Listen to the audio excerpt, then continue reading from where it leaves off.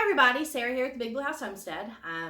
October came and went. It was here one day, gone the next, and I have nothing to show for what's in between. I apologize for that. I was a little behind on filming. Some things I did film, but I couldn't edit them and put them out because my computer had a lot of major issues and I had to get all that fixed and worked out. But I'm back and I'm going to try to keep up with what I can and try to do the YouTube thing all over again. But I do want to say thank you to everybody. I did reach 400 subscribers in the time me being absent. And so that's great. That's wonderful. And I want to say thank you to all the new subscribers and thank you to all of you loyal subscribers that were still there watching and supporting and being there for me and my channel. And I really, really appreciate that. But I'll get all caught up today since the computer's back. I've only had it for 24 hours and I'll get it all worked out and we'll just move forward and keep going with this whole YouTube thing. So today I'm going to talk about my loofah gourds. If you don't know what a loofah gourd is, that's a loofah gourd.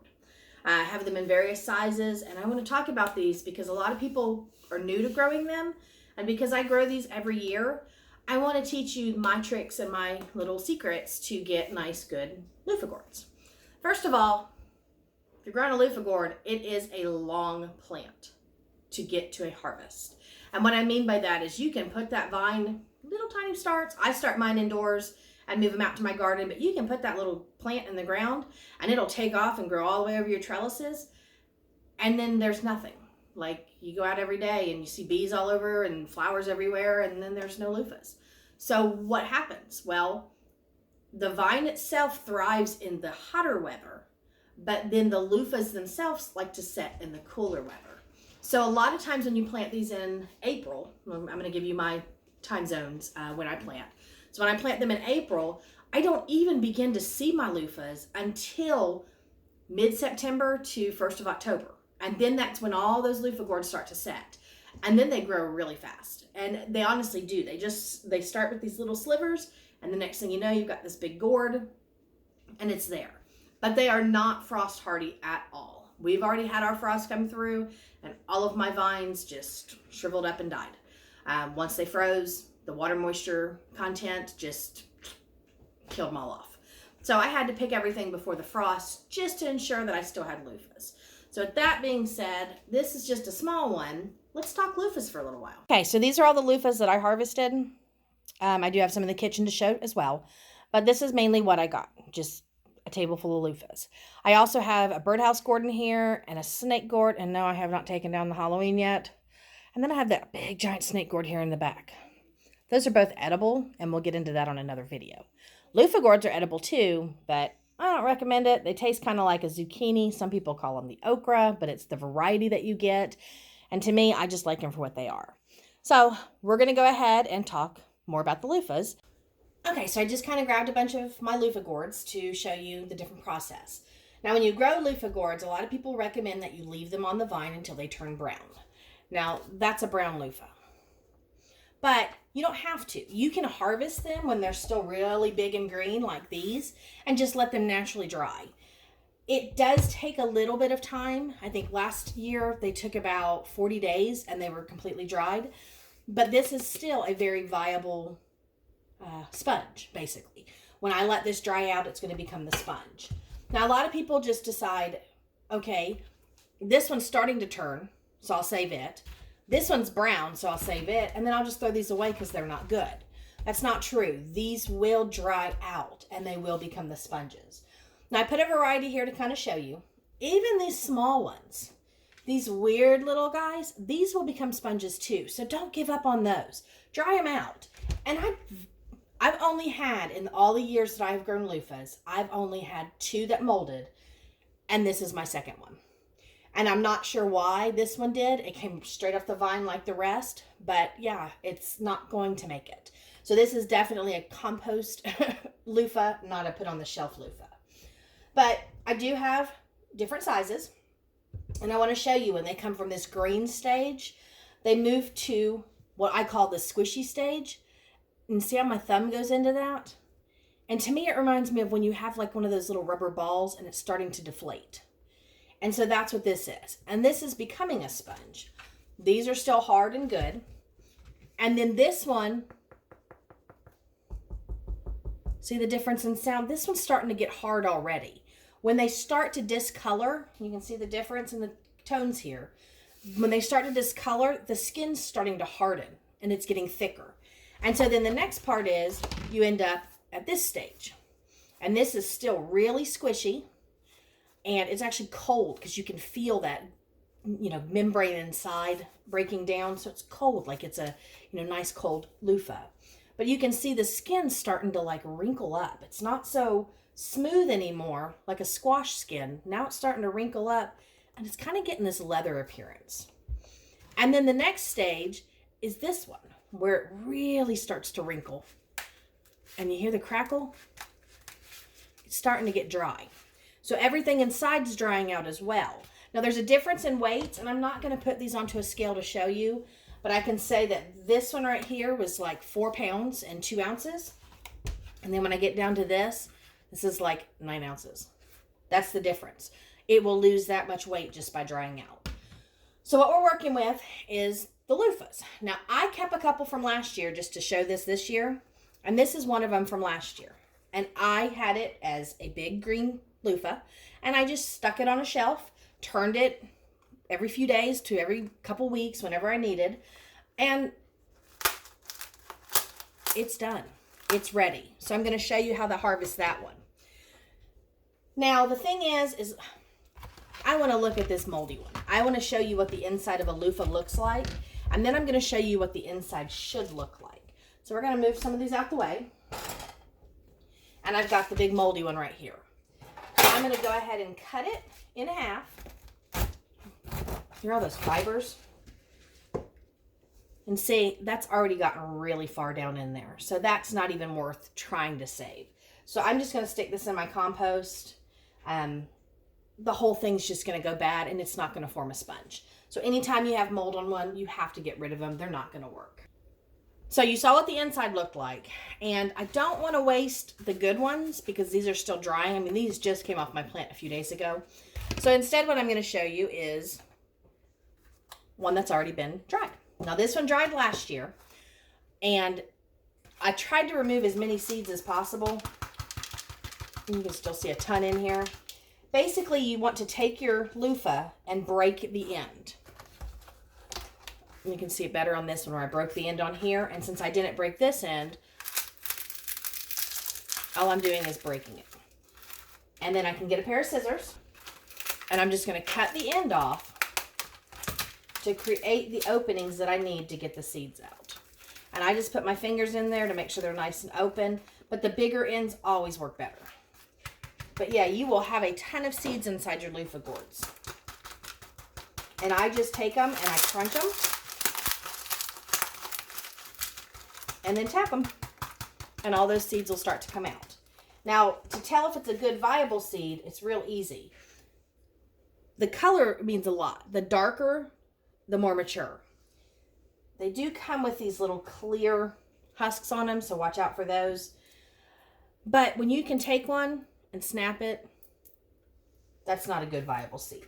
So majority of your heavier seeds will already fall out in the beginning, and I've already harvested all of these, but look, I can't break that seed. So that's still a good seed. But the rest of these are pretty, soft and just not viable. But you want to get out as much as you can because your next step is you're going to peel it. Now, peeling a loofah is not that hard. There's different ways you can do it. I basically just come in where I've squeezed it and squeeze some better spots. Make sure you have a good place to do this. It can get messy. But then I just go in and start peeling from where the breaks are. And they do have these hard strings. You can see that string on here. And so they will come off in pieces, sometimes not. But you just want to grab them and pull them. And you want to make sure they're fully, completely dry. Otherwise, it's really hard to get this stuff off.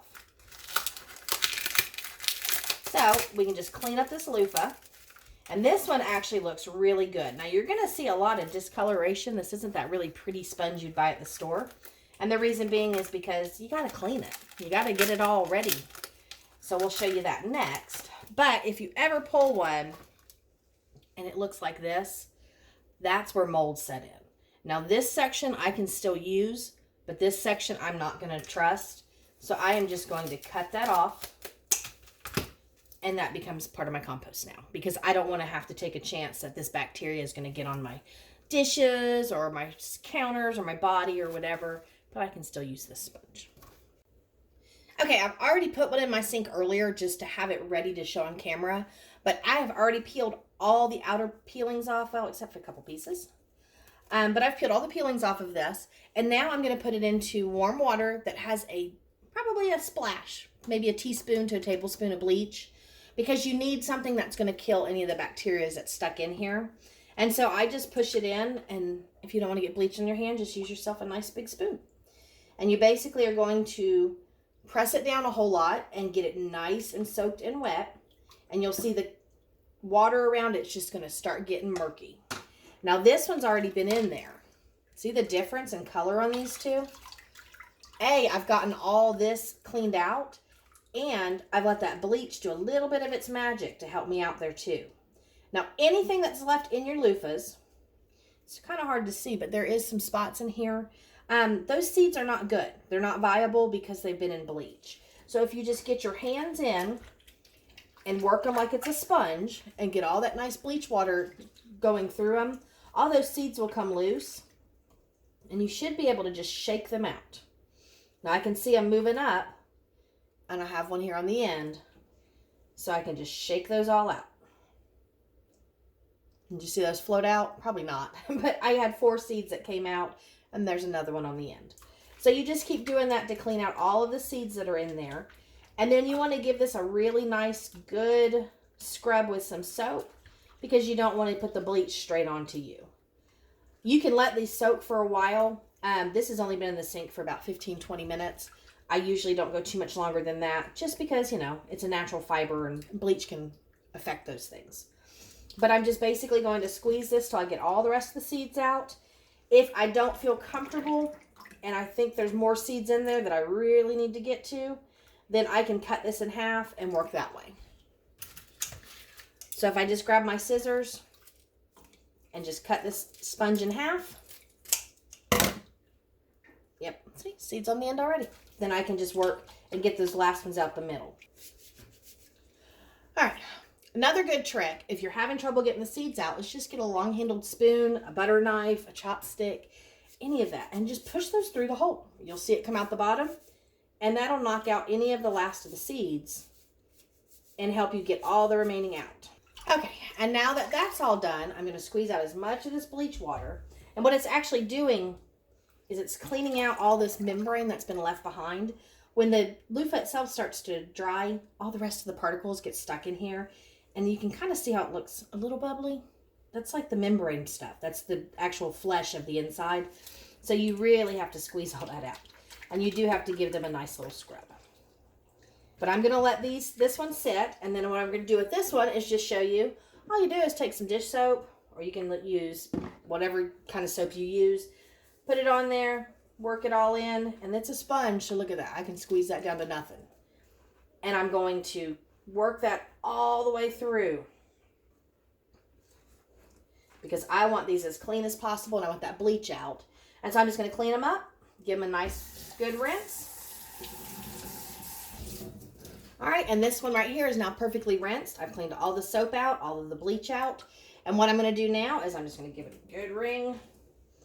It popped itself back into normal shape, and then I'm going to set it on a towel over on my counter and let that dry for 24 hours, and then I have a complete loofah. Okay, from start to finish, this is basically what it's going to be. These big gourds, I'm just going to set onto a shelf, and I'm going to let them sit, and like I said, it's going to take a while for them to dry out. You really want to make sure you get that really good, completely lightweight, feels like air, super crunchy loofah. These, not quite ready yet, so let those continue to dry. But I'm gonna let all my loofahs just dry on a shelf, and I might put newspaper down just in case I get some, mold issues or mildew or anything that might, set on the shelf. I don't want to ruin my shelf, but I'll put newspaper down. Done this every year, and I have no problems with it. And then I just clean up my mess afterwards, get all my loofahs ready, and I have beautiful loofah sponges. And these are great. You can use these for washing dishes. You can use them for yourself. You can scrub your floors, your counters. You can do all sorts of stuff with them.